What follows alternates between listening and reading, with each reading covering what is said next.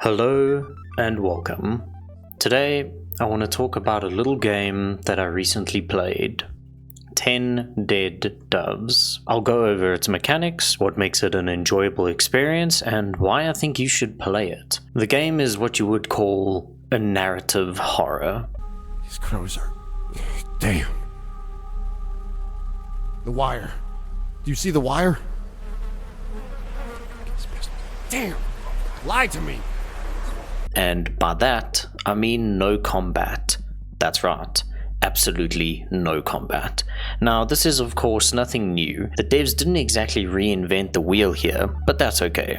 They simply wanted to tell us a story, and that is ultimately what I love about indie games. Now remember, we've seen plenty of games utilize the all horror and no combat mechanics in the past. For fans of horror, I think you guys will appreciate this one. And yes, I'm calling it a gem because it's got less than 200 reviews on Steam, which is criminally low for a game this interesting.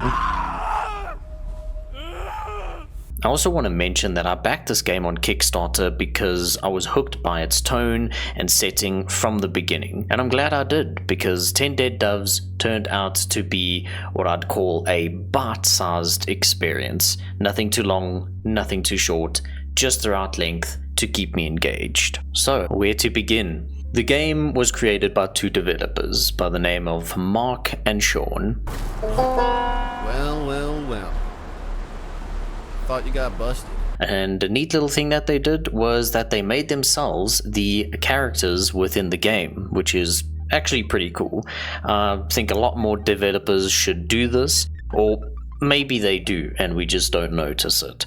But for the playthrough, you will be playing through the eyes of Mark, or rather Marcus. The game is set in the heart of the Appalachian Mountains, where Mark and Sean set out to find the ant farm.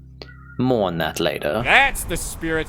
Let the wind carry you through the mountains. Ant farm or bust. What I immediately loved about this game was the old PS2 style graphics that the game gave off, as well as the classic pasted dude's real face on the character. I don't know why, I love this. While unsettling at times, but it was also funny. There were scenes where Marcus was just staring blankly into the void, and I couldn't help but laugh a few times, even in the serious situations. But I loved this because it showed me how the person would at least sort of accurately look while still staying true to the game's simple art style. In terms of lighting, you had your handy little torch, which worked pretty well at times, but there really were only certain areas where you desperately needed it. Other than that, everything was still pretty clear to see, but I kept the torch on just, for the vibes. You pair that with some really outlandish looking characters, then you've definitely got some aspects of a disturbing game at times. Add in the tank controls, fixed camera angles, puzzles, notes, documents to read up on, then you've got yourself a recipe of a horror game on your hands. But with the game having no combat, the weight of the game really falls to the story, and luckily the story is a captivating one. I'm the queen chicken. I love to be the queen, and I sing songs all day. While I will admit, there were times where the game was losing me a little bit with some of the pacing, but it was never for very long, and you should be able to complete the game within 6 to 8 hours, depending on how much you look around and you wanted to make sure you didn't miss anything, and if you read as many notes as you can find. Something that I think is arguably one of the most important aspects of a horror game is the audio, and 10DD delivers on that as well.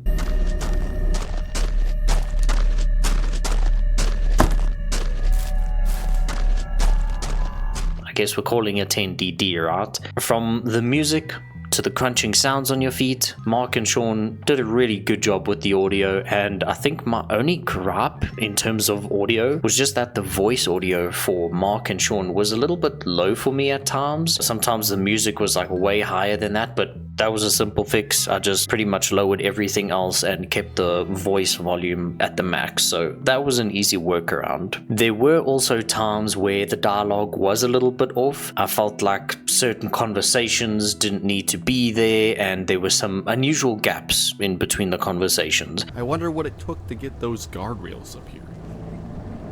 That's a bit morbid, Sean. You know what I meant. The guys who built that shit. The Valley Authority. Alright, tone down the language a bit. But in terms of acting, when it came to Marcus's performance, the man didn't hold back on showing emotion or fear. Is it real? What? Going to the center, making your dreams come true. Is the ant farm alive? Ah! Ah! Ah! Ah! Mark?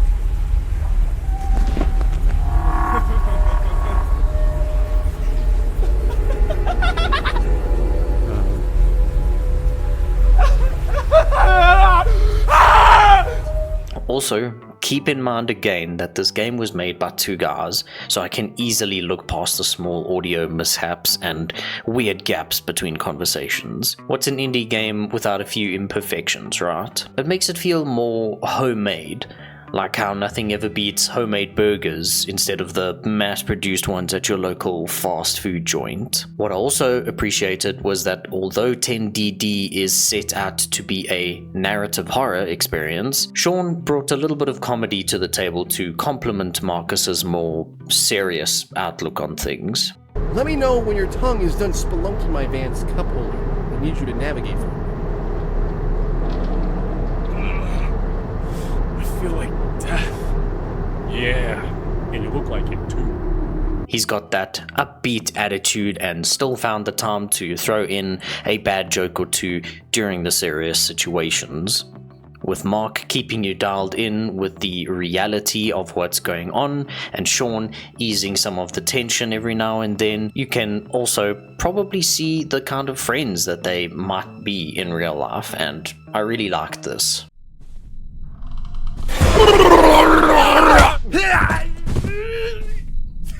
You're horrible, dude. I hate you. Now, before I delve into the story as well as the gameplay, I guess you could say the more review portion of this video is over now. So if this was all that you needed to see if this game was your cup of tea, and you've now seen and heard enough to pick up the game for yourself and boot up the PC and play it right now.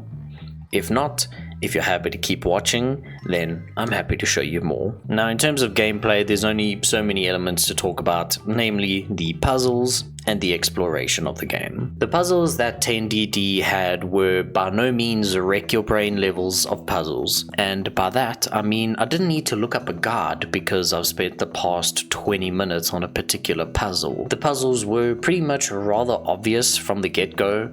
All you had to do was explore a little more or read a note and then boom, puzzle solved. It wasn't Tormented Souls level of puzzles, and I appreciated it. It felt like the devs were conscious of the time that I had to play this game and didn't want me spending hours trying to figure it out. I know for some people the puzzles would be considered mediocre at best, but that's not what 10DD was trying to do. Again, they're just trying to tell you a bite-sized story.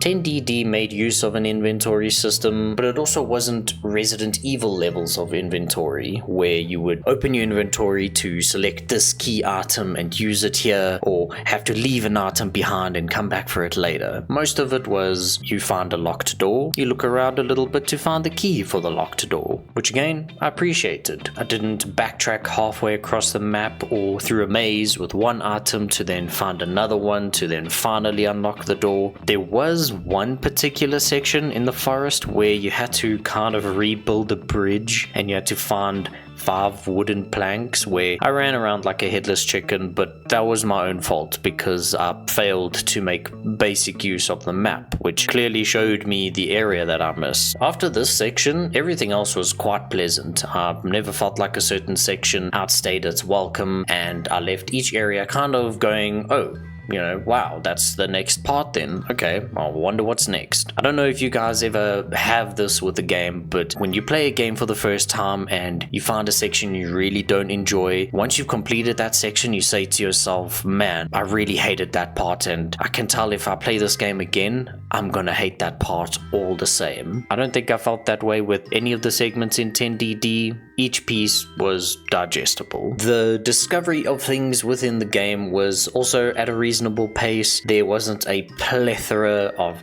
7-page documents that were completely irrelevant for you to read through. Rather, 1 to 2 pages of snippets of documents, or the typical horror trope of a person leaving a note and their own little story being told as you explore further and further within the Appalachian Trail. There was one feature which felt kind of pointless. It was collecting trash. I thought that in collecting all this trash throughout the game that I would get maybe a different ending, or I'd be able to use that trash, but it was purely for the sake of picking up trash. So it definitely made me feel like some Canadian Good Samaritan while I was picking up all the beer bottles that the Appalachian Mountains were clearly in no shortage of. But ask me for 1 second if I was gonna walk past a single piece of trash and not pick it up. I had my mind set to be the certified cleaner of the Appalachian Trail.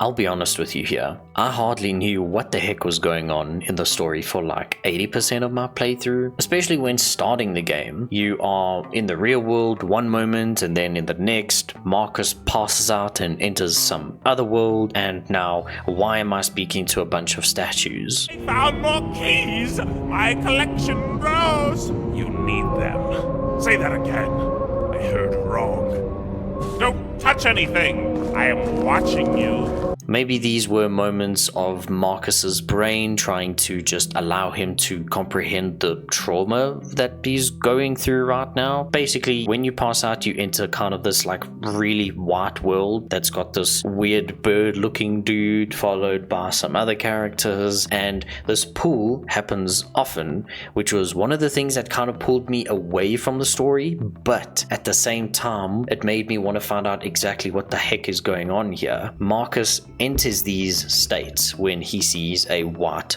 dove.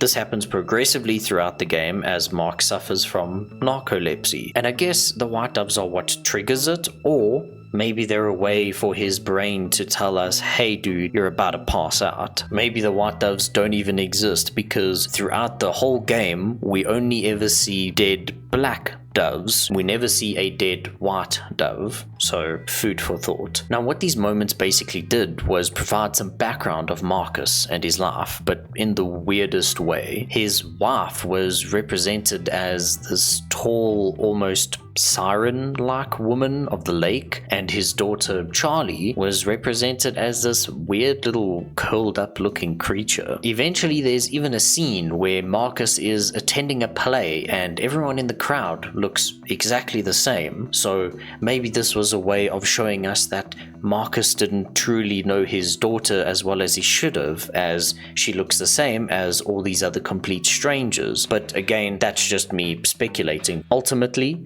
you're trying to find the ant farm to make your dreams come true. And for a while, you don't even know why you're going there. If anything, Marcus was almost drawn to the ant farm all along. The majority of the game, you will be exploring the Appalachian forest, solving little puzzles and finding some rundown areas. I can't emphasize how much I loved this, because it gave me that campy style of horror and exploration. The kind where you almost want to curl up on the couch with your little blankie and some popcorn while enjoying this with your significant other. One thing that I appreciated about this game was that it did not rely on jump scares.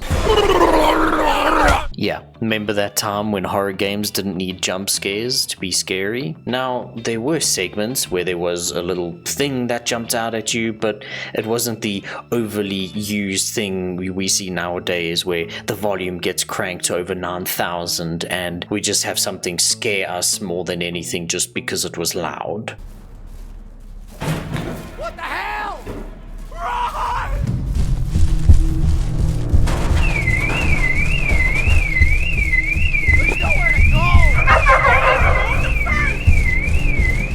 The game holds its own when it comes to that, with just the build-up of music and tension and overall pacing. Again, going back to the pacing, some areas the pacing was good, some areas not so much. So after tracking deeper and deeper into the Appalachian Trail, you then stumble across a campsite, which is evidence that there was a science team of some sort doing some kind of research there, namely the research of these particular beings that they have been spotting time and time again throughout the Appalachian forest. At first glance, you're not able to make out what these things are that are essentially stalking you from the moment you enter this Appalachian Trail. They almost looked like stick bugs in some areas. Eventually, they are revealed to be actual tree-like looking things. I know, not very imposing, but if you think about it, how many of these things were you walking past? How many are alive and were watching you from the moment you started on this trail? You eventually learn that these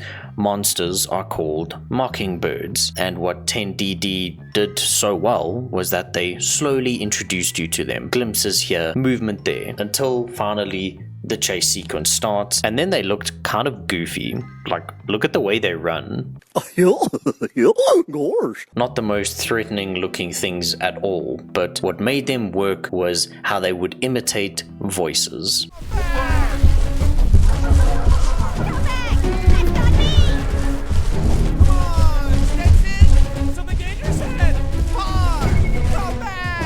After a few hours of exploring and entering that chase scene and getting the big reveal of these mockingbirds, Sean eventually leads us to this cabin where it seemed like he was planning on giving us a good old scare when you enter. Marcus and Sean then hatch a plan to basically separate. Yeah, I know, the worst thing of all. And then we eventually reach the ant farm, but also lose contact with Sean.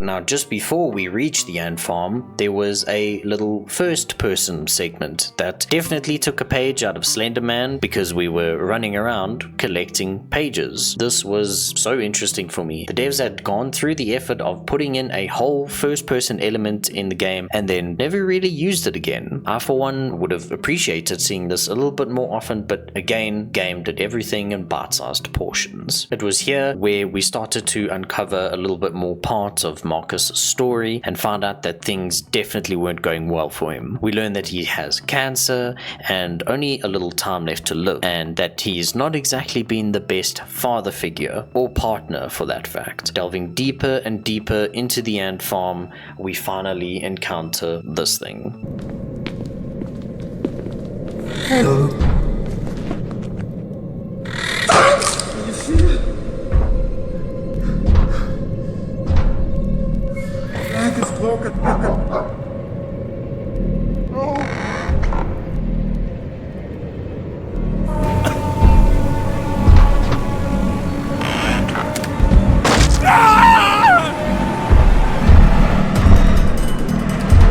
We play a little cat and mouse, and we get a third-person scene, another thing that I would have happily enjoyed to see more of. We basically navigate through this mini maze with the threat of this monster lurking around every corner. We eventually escape, and Marcus puts the thing down, and we finally meet the tall, crow-like looking dude, who basically tells us to make a choice, and judging from the color of the pieces on the scale, left seems like the bad choice and right seems like the good choice. We take the right pathway and we climb this long Metal Gear Solid like ladder, and we find Sean is still alive and well, but he seems to be typing something on the computer. If it's mail, just leave it at the door.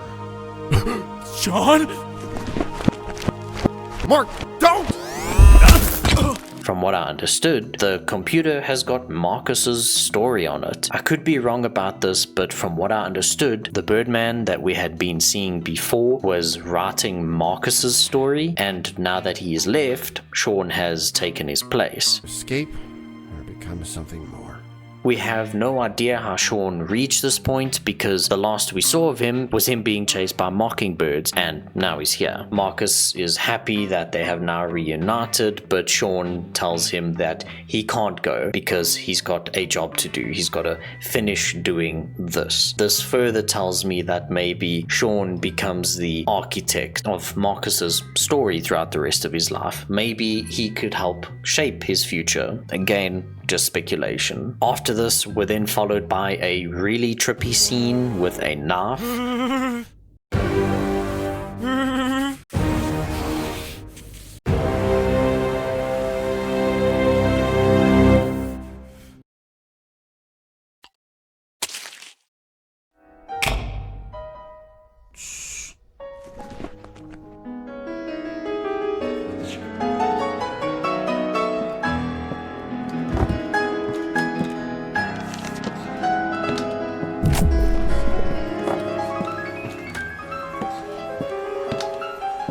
Causing Mark to cut out his tongue, I'm guessing. Now I know what you're thinking. How is this supposed to be the good ending? Like most horror games, it's always a bittersweet ending. On the plus side, he escapes from the ant farm and then has a phone call with someone. Dad?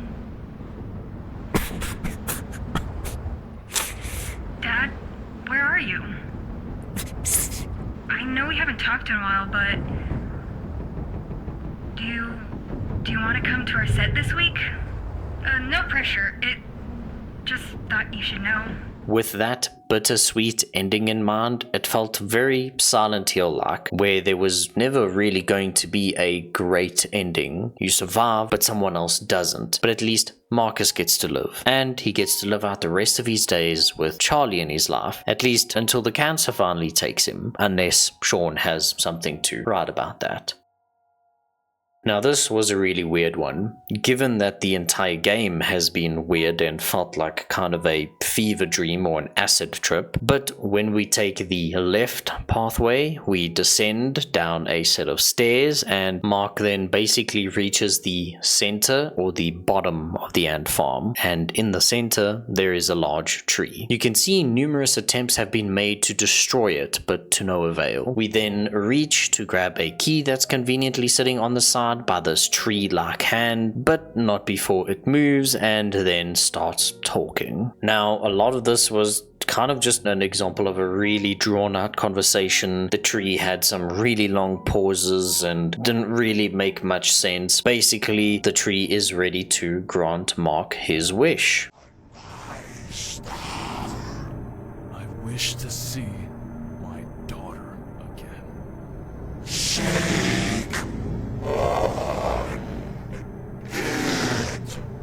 No tricks. I want to see her. For real.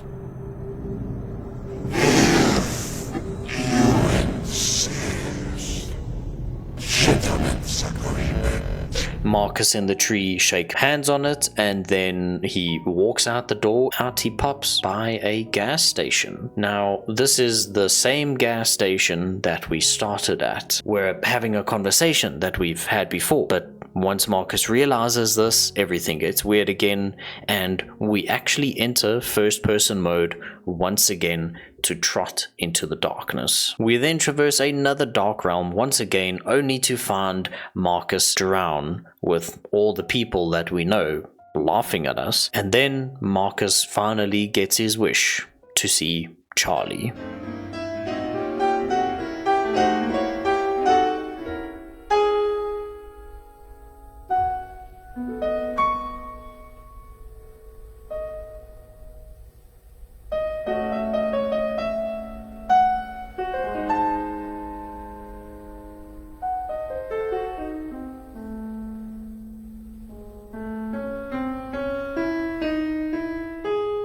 Now, I obviously skipped through a lot of parts of the story because I wasn't really going to make this a deep dive into the story itself. There were obviously a lot of aspects of the story that I've left out. If I was going to talk about every aspect of the story, it would be a completely different kind of video and a longer one at that. In conclusion, 10 Dead Doves isn't perfect. There were some pacing issues, some awkward dialogue, a pointless trash collecting mechanic, but for a two-person team, it's an impressive piece of horror, and I felt like love was poured into it. It's short, digestible, atmospheric, and memorable. Exactly what I want from an indie horror project, and I would still highly recommend playing it yourself if you made it this far, because it feels like one of those games where if it was released during the era of the early Resident Evil titles, it would definitely be part of more conversations, and it really deserves that. I really enjoyed my experience with 10DD, and I hope you guys enjoyed listening to me rant on about a game. I hope you guys enjoyed this video, and if you guys want to talk about your experience with the game, if you're one of the 150 something people that played this little gem, let me know in the comments. And if you made it this far, I just want to say thank you for your time and thank you for listening. I'll see you guys next time.